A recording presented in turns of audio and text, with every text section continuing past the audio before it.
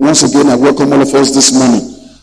This morning, we are going to be looking at attracting divine help, the place of prayer. Attracting divine help, the place of prayer. In the last couple of weeks, we've been looking at attracting divine help. Attracting divine help. And we've established that divine help is the assistance that comes from God. The assistance that comes from God. Usually, it is difficult for men to comprehend it. It is difficult for men to understand it when God comes with his help. The psalmist, speaking in Psalms 121, verse 1, says, I will look up unto the hills, from whence cometh my help, acknowledging that he is unable to help himself, and that his help comes from the hills. And in verse 2, he clarifies it, that this is help. It's not just coming from the hills we are talking about.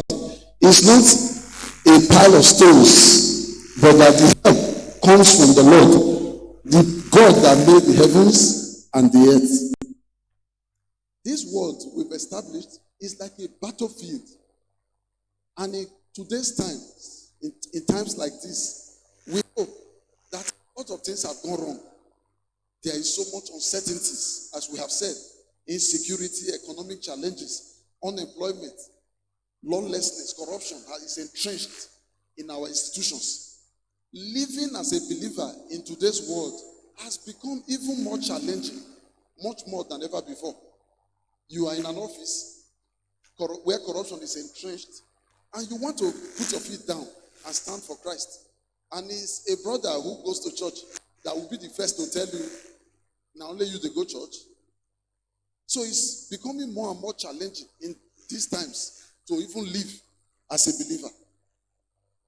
Without divine help in these times, one is bound to suffer loss, one is bound to suffer defeat, humiliation, and shame if one does not have divine help in these times.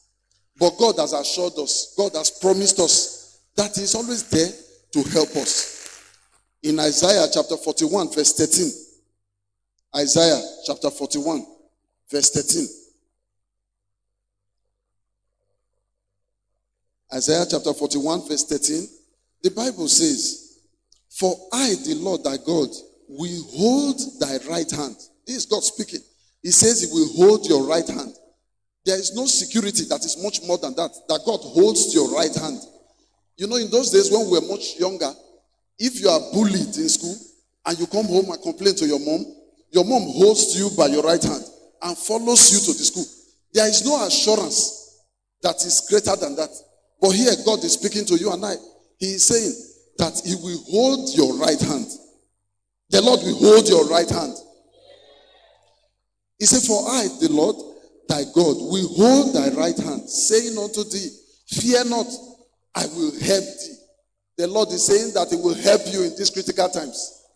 The Lord will help you.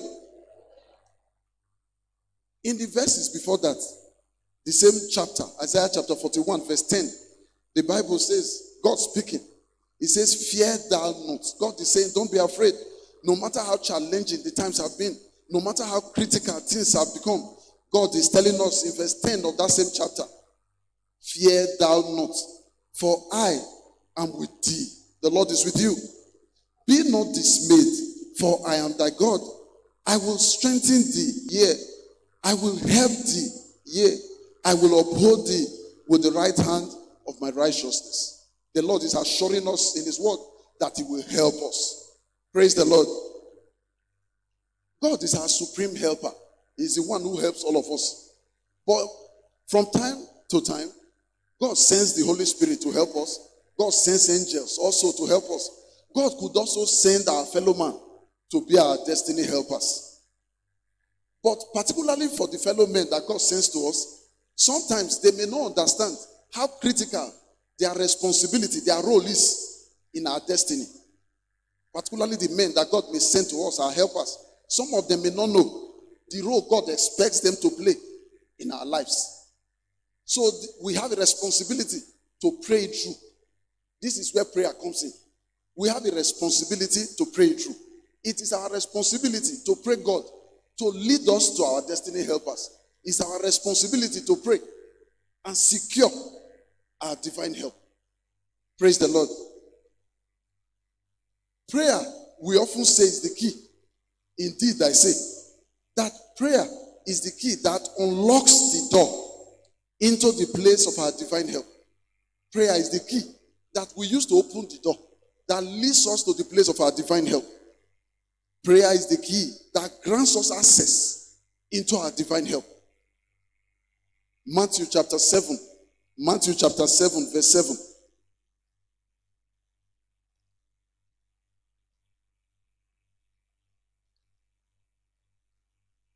In the spirit realm, nobody gives you anything. You don't earn anything because you have a fine face. You must demand for it. You don't get anything in the spirit realm just because you are a nice person. You must demand for it. Matthew chapter 7, beginning from verse 7. Scripture says, ask, and it shall be given you. Seek, and ye shall find. Knock, and it shall be opened unto you. Verse 8. For everyone that asketh receiveth, and he that seeketh findeth, and to him that knocketh, that is the person that will have the door opened unto him. Nothing, you don't get anything in the spirit just because you are fine. You must demand it in the place of prayer. Little wonder scripture says that since the time of John the Baptist, the kingdom of God suffereth violence. It is the person who is violent that demands for what is his own, and he gets it. John chapter 14, verse 14. John chapter 14, verse 14.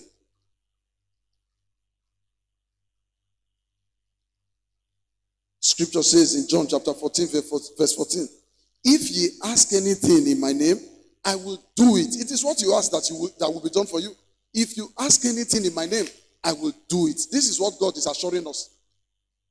In times like this, in the place of prayer, at midnight, we ought to go on our knees as brethren and ask for divine help and trust God to direct us, to lead us to our destiny helpers. Praise the Lord. When should we pray? We should pray when all is well. We do not need help. We should pray when there is a problem, when we need help. We should pray when the problem is over, when we no longer need help. It is pray, pray, and pray for the believer. We should pray without ceasing. For how long do we pray? This is a constant challenge in our nation today. When you say, come, let's pray, some persons tell you, now today we start to pray. Is this the first time we have been praying? Brethren, there is no end to it. The saying, pray until something happens, stands true all the time. We must pray. We must continue to pray until something happens. We shall soon see. Exodus chapter 3. Exodus chapter 3, verse 9. We must pray until something happens. If there is a people to pray, we have a God who is ready to answer. Exodus chapter 3. We'll be quick with this, and then we'll take a few prayer points, and then we'll be good to go. Exodus chapter 3, verse 9. The children of Israel, God had promised Abraham that he will be the father of many children. God had promised Abraham that he will give his descendants a land which is flowing with milk and with honey. And many hundreds of years had passed by. Yet it was as if the prophecy, the promise was not coming true. It was as if perhaps God had forgotten what he promised. And so the children of Israel continued to cry unto God. And in Exodus chapter 3 verse 9, scripture says, now therefore, behold, the cry of the children of Israel is come unto me. God speaking. Now therefore, behold, the cry of the children of Israel is come unto me, and I have also seen the oppression wherewith the Egyptians oppressed them. Speaking to Moses in the next verse, scripture says that God said, it is now time for me to send them a helper. They cried for hundreds of years that it has now come unto him. And God was now willing. At this time, at the appointed time, God is never late to send them a helper. In verse 10, scripture says, Come now, therefore, and I will send thee unto Pharaoh, that thou mayest bring forth my people, the children of Israel, out of Egypt. So if you are one of those persons that are complaining that we've been praying, God is yet to hear us, brethren, we've not started.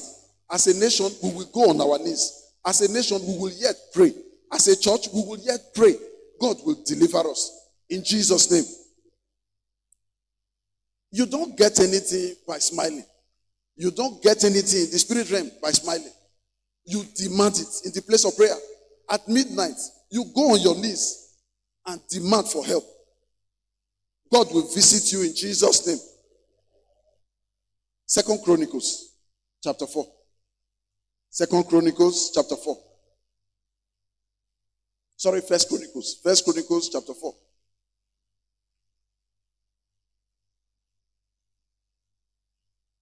Verse 9.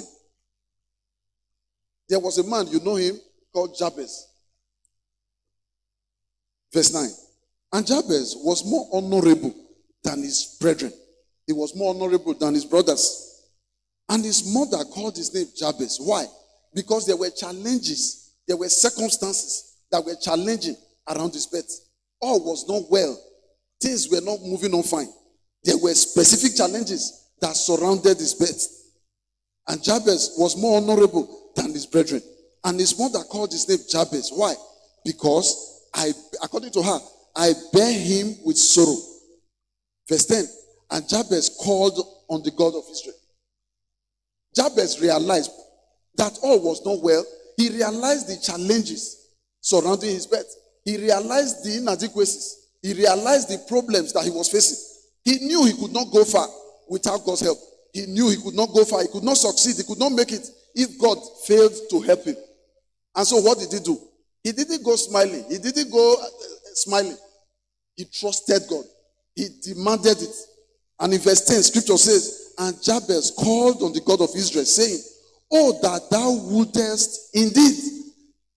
Oh, that thou wouldest bless me indeed. Oh, that thou wouldest bless me indeed, and enlarge my coast, and enlarge my territory, and that thine hand might be with me, and that thou wouldest keep me from evil, that it may not grieve me. And God granted him that which he requested. You must ask. Scripture says, when it is the man who will ask that will receive. It is the man who will knock that the door will be opened unto. We must ask. We must demand God's help. Jabez demanded God's help. In the place of prayer, Jabez cried unto God to change his situation, to enlarge his borders, to increase his coast. And God answered him. It was granted. Praise the Lord. As you cry unto the Lord today, the Lord will enlarge your coast. The Lord will increase your borders. The Lord will promote you beyond measure. In the name of Jesus. The Lord is set to do a new thing in your life. The Lord is set to change your testimony. And when it happens, those who are looking, they will be like those who were dreaming. In the name of Jesus. Acts chapter 12. Acts of the Apostles, chapter 12. Acts of the Apostles, chapter 12. Now, concerning the disciples, after Jesus had died, there was persecution. And in verse 1, Acts chapter 12, verse 1, scripture says, now, about that time, Herod the king stretched forth his hands to vex certain of the church. Verse 2, and he killed James. Just like that, he killed James, the brother of John, with the sword. And because he saw it pleased the Jews, he proceeded further to take Peter also. Then were the days of unleavened bread.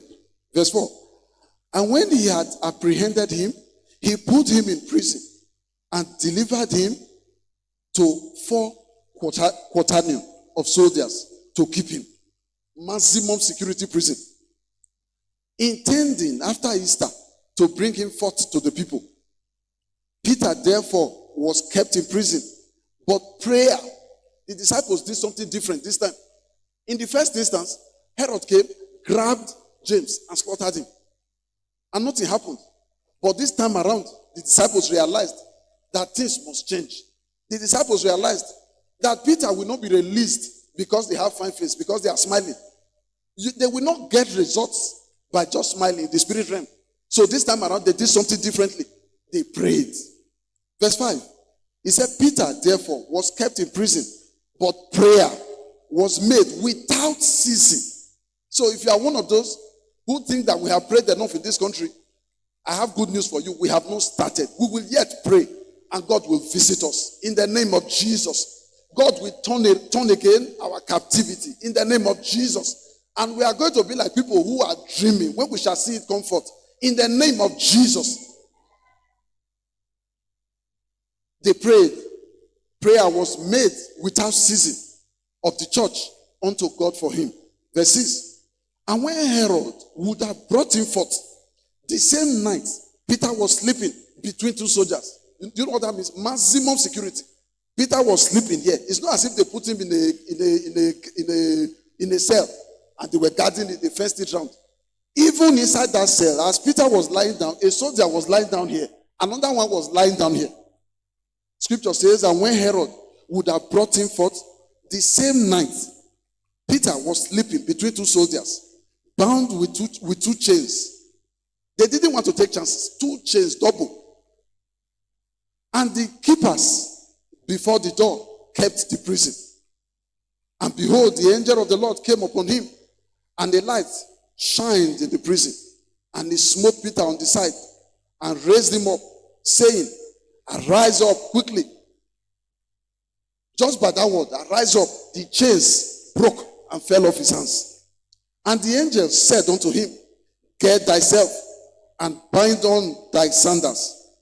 And so he did.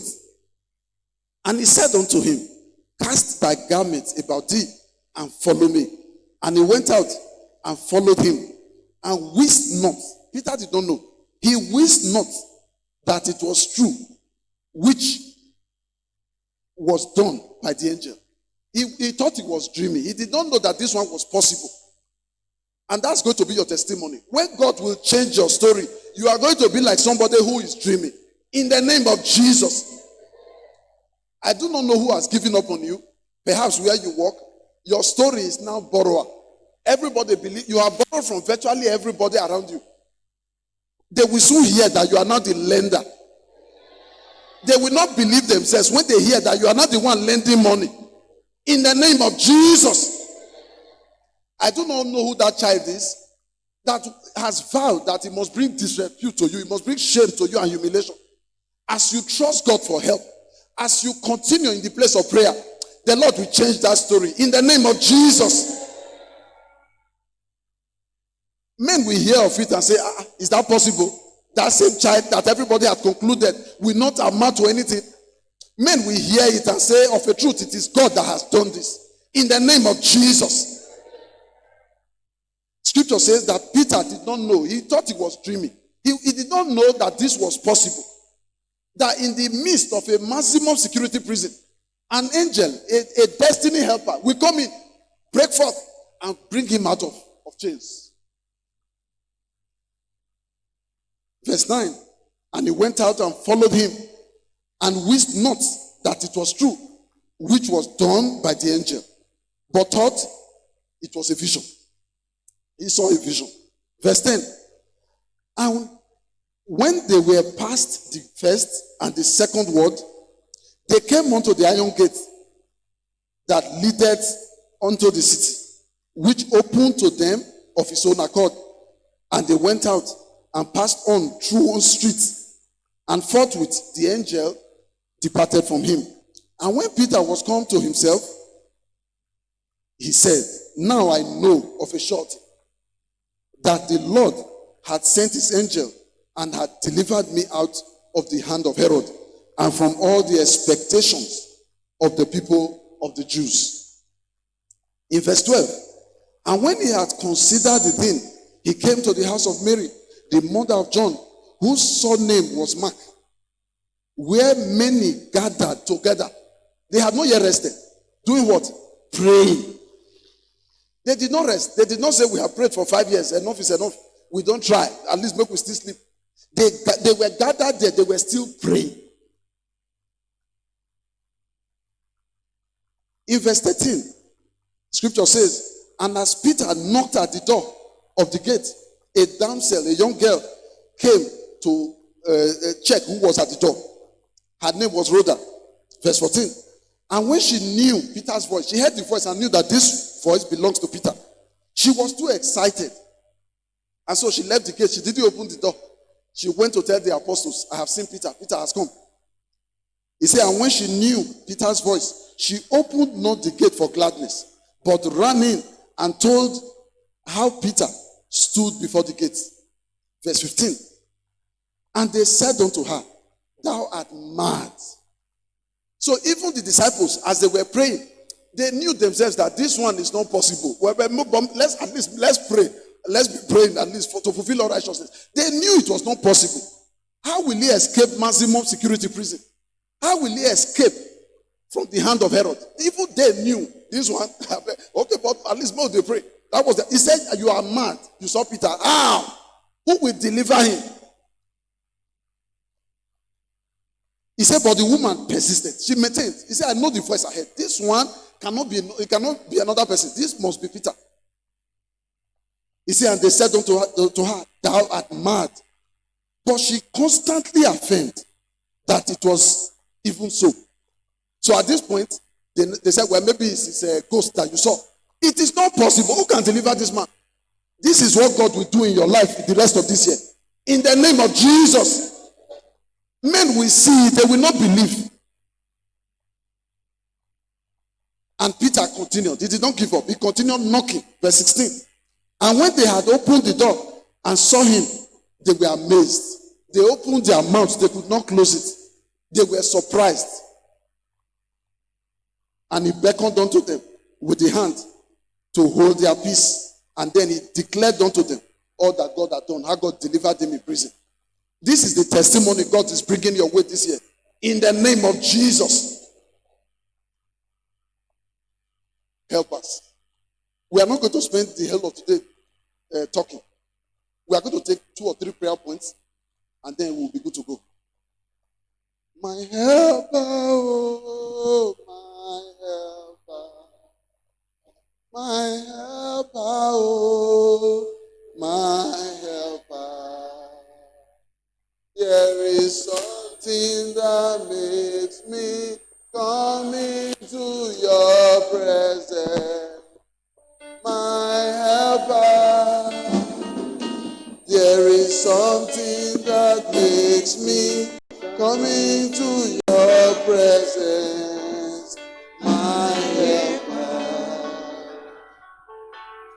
I'd like you to take any position that is comfortable to you. We will take 2 or 3 prayer points and then we'll be good to go.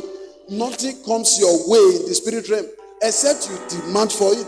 You don't receive anything because you are a nice person. You must ask for it. You must demand for it in the place of prayer. Number 1, like we said earlier, in times like this, it has become even more difficult to live as a Christian. In your place of work, in our places of work, corruption is entrenched. To even stand out is a challenge. In society today, they are almost legalizing immorality in all of the countries that we have. In times like this, more than ever before, we need the help of God to complete this task, this race. We need the help of God to finish this race of service, of our service to God strong. We need His help. I'd like you to open your mouth and talk to God. Tell Him to help you in your Christian walk. Tell Him to help you to finish strong, to complete this race and still be standing. To complete this race and still be standing. I'd like you to open your mouth and talk to God. Tell Him to help you. You cannot come this far and fail. You cannot come this far and still go to hell. You cannot come this far and still go to hell. It is the help of God that you will see us through. Father, help me. Jesus, trust you for help. The help that only you can give. The things I desire to do, I see myself not doing them. But the things I will not do, I see myself doing those things. Father, help me. Let your grace abound. Give me the grace to run this race strong. Give me the grace to finish it. In the name of Jesus. Having run this race, that I will be found standing. Having run this race, I will still be standing. In the name of Jesus, let your grace abound. Let your grace abound. In the name of Jesus. In these critical times, we trust you for grace. In these critical times, help us to remain standing. Help us to say no and do the right thing. Help us to say no and stand on your side. In the name of Jesus, help us to say no to evil and stand on your side. In the name of Jesus, it is your grace that can see us through. It is only your grace that can see us through. Help us, oh God. Help your people. In the name of Jesus. This one thing I desire, that my name be found in the book of life. This one thing I desire, that my name be written in that book. In the name of Jesus. Father, we give you praise. Jesus, we worship you. Heavenly King, we give you honor. Be thou exalted. In Jesus' name we pray. I'd like us to pray a second prayer. Jabez took his case to God and he told him, "O God of Israel, enlarge my coast." He understood the circumstances. He understood the challenges that he had. He understood his background. And he knew he could not succeed. He could not go far except God helped him. And so he took it to God. I'd like you to take your case to God. I do not know what it is. Tell him to help you. Tell him to send you help. Tell God to help you in your business, in your career, in your profession, that God will promote you. God will increase you. God will enlarge your coast. God will increase your territory. Ancient of days, send me help. Increase my coast. Enlarge my coast, oh God. In the name of Jesus. Heavenly King, I trust you for promotion. Take me to the level higher than I am. Take me to the level higher than I am. I am tired, oh God, of my current state. In the name of Jesus, take me to that level. Take me to that level. In the name of Jesus, that level higher than I am. I trust you for promotion concerning your people. I trust you, oh God, for an increase, In the name of Jesus, be thou exalted. In Jesus' name we pray. Brethren, you do not understand. There is one connection that you need to blow up. That's your business. All you need is one contact. And the next time somebody is coming to you, the person starts wondering, is this the store I came to before? All you need is the right contact. Is the right connection. Is the right helper. I'd like you to open your mouth, talk to God. Connect me, oh God, to my helper. Connect me to my helper. No, hold on, let me tell you this. I have a friend who went for a professional exam and he went there 4 times and he did not pass. Listen to this. 4 times he did not pass. And so we told him, you go marry. You are old enough. The man said, no, until I pass this, I won't marry. After the 4th attempt, the young man got married. Of course, he prayed and then he went back for the exam. By the time he stepped in, the professor grabbed him and said, you are my candidate? And the boy said, yes. And he said, you look handsome. Did you just marry a new wife? And the man said, yes, sir. I married about 3 weeks ago. And the man told him, I'm sure you have not had time for honeymoon. I have come to pass you so that you can go and enjoy yourself. You know, when an exam begins like that, you can start thinking well. You will not be making mistakes. And so that was how things fell in pleasant places. And the boy was allowed to go. Destiny helpers. You need to talk to God. Tell him to link you. Tell him to link you to your helper. Your helper. Tell him to link you to your helper. Tell him to bring that contact your way. That will change your destiny. That will change your business. That will turn around your career. In the name of Jesus. Father, bring my way, my helper. Bring my way, my helper. In the name of Jesus. Help me to connect, oh God, those you have set aside to help me. In the name of Jesus. The right contact. The right contact. Bring my way. In the name of Jesus. Ancient of days, we worship you.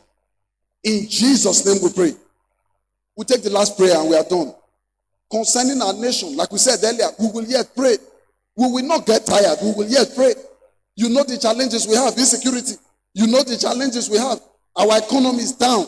You know the challenges we have. Unemployment. You know the challenges. Corruption. You will take one. Anyone that bothers you, that troubles your heart. I'd like you to take it to God. Tell God to turn again our captivity. Tell God to turn again our captivity. Tell God to change our story as a nation. Ancient of days, intervene in the affairs of this nation. King of glory, like you did it for your people, the children of Israel. Turn again our captivity. In the name of Jesus, take away corruption, oh God, from our state. Take away insecurity from our land. In the name of Jesus, never again will hoodlums take over. Never again will hoodlums take over. Stop the killings, oh God. In the name of Jesus.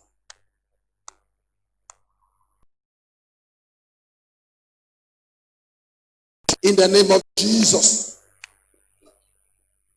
My head.